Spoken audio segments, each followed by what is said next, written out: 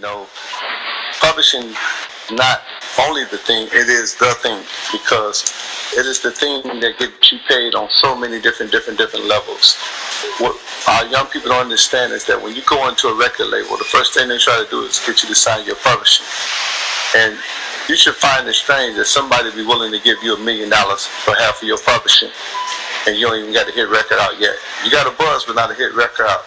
And the reason why is because if you sign your publishing away, what they do is they have a company, and their job is to go around the world and push your music.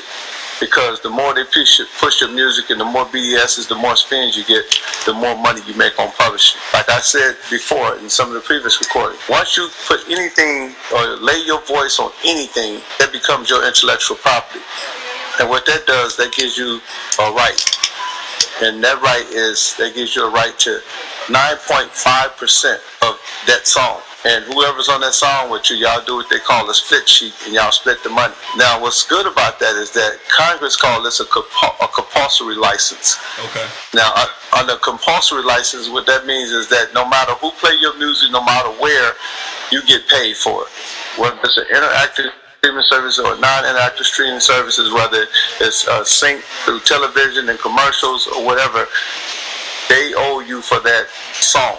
And the reason why Congress did that, and the reason why they did what they call the statute rate, was because they cannot track all music. So metaphorically, Congress just basically, put a pistol to your head and say, this is what we're going to pay you. You can't do nothing about it. Here it is. Just make sure you collect your money, sign with the society, BMI, ASCAP, or one of the major CSAC, major publishing company, and have them, serve as a collection agency and collect your money.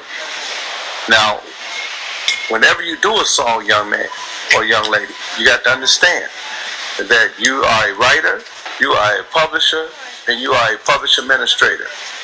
Okay? So therefore, you fall up under what they call the 6 slices of publishing.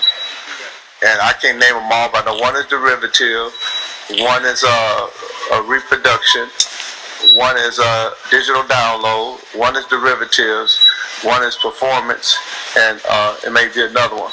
But you fall up under that category, and up under that category, what that does, that gives you the right to collect funds all over the world based on your intellectual property.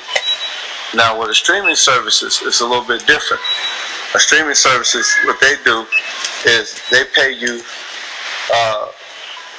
different ways. If you were a non-interactive streaming service, which is Pandora, you basically get paid, pennies on the dollar. But with Spotify and Rhapsody and all those different organizations, the payment is a little bit different, because being that it's an interactive streaming service, that means people can listen to it, they can share it, they can do whatever they want to do, and because it's your intellectual property, they're supposed to send you an NOI. NOI is a notice of intent. Yeah. And under notice of intent, that means that they ask for rights to use your music. Now, if they don't send you a notice of intent, that's called copyright infringement. And under copyright infringement, that gives you the right to file or send them a letter to tell them that they're in breach, especially if they're getting paid. And they would have to in turn respond to you within 30 days. And after those 30 days, they would more than likely either send you the money or cease and desist playing your music. YouTube's is another thing to watch. If you have music, please put it on YouTube. Even if you don't. If you notice, Gucci Mane just came home, but you notice Gucci Mane did a lot of videos and he did a lot of audios. The reason why he did a lot of videos and audios, guess what? He's getting paid. Yeah. He get paid. He's monetizing those videos, and they paying him the same way a publishing company would pay you. He's receiving publishing from YouTube. YouTube have to pay him. YouTube have a system now that's called a CI, content identification. So they can identify when your music is being played. So if somebody duplicates Gucci Mane's music and they put it on their channel, guess who get paid? Gucci Mane. Yeah. If you play some unlicensed music and you don't have the right to play that music, YouTube will automatically contact you and say that is copyright infringement and you owe, or don't worry, we're going to monetize this and we're going to send the money to its rightful owner. Yeah. It is a lot of money in YouTube. That's why it is very important that if you have music, do not keep that music. If you have music, upload it on iTunes, because that's money. iTunes pay probably 24 cents a song.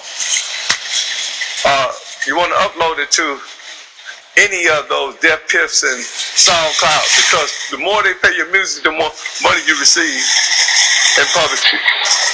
And because it's your copyright material, and if you have a society, you sign up, they'll send you checks every month. Real talk. A lot of money.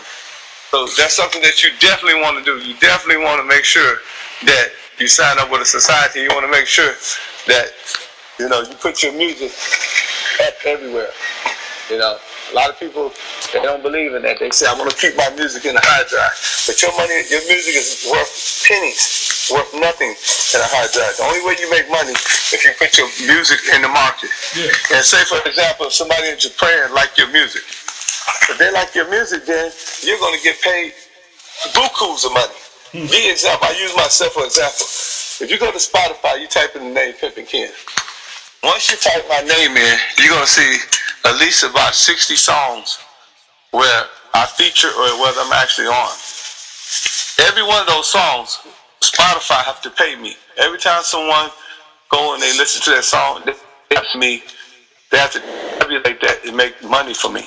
Yeah. But see, what Spotify does is to keep the little man out. They, a lot of guys don't notice what Spotify do. If you try to claim that money, they'll send you what they call a usage catalog.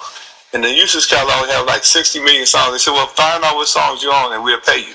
They know the average person don't have the capacity to do that. Yeah. That's why you want to sign up with companies like Audium, Jeff Price, because these organizations, what they do is they can go and they can find exactly what's going on. They can tell you exactly how much money you got.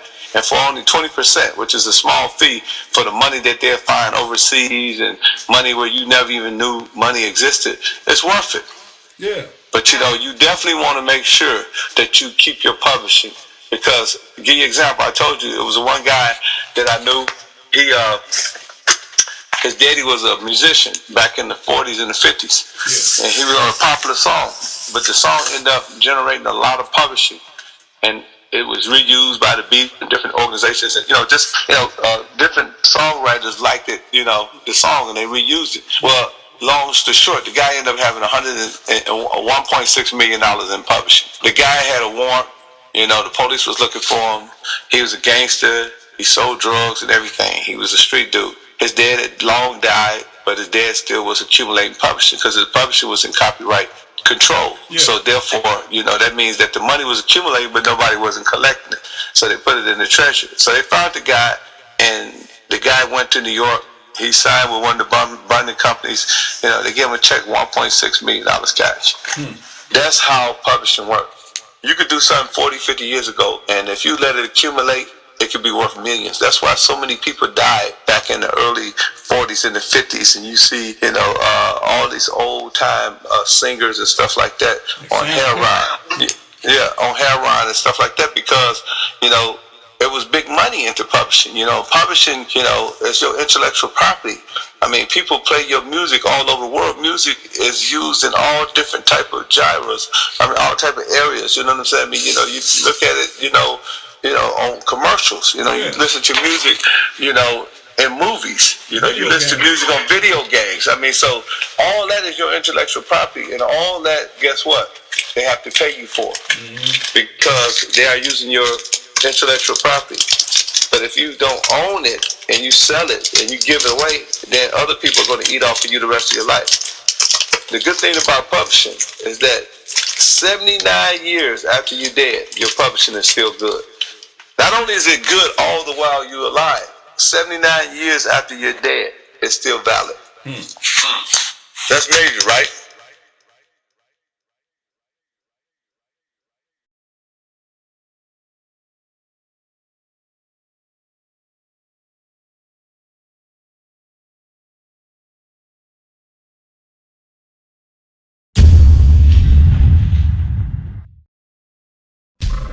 Too cool to come 24/7.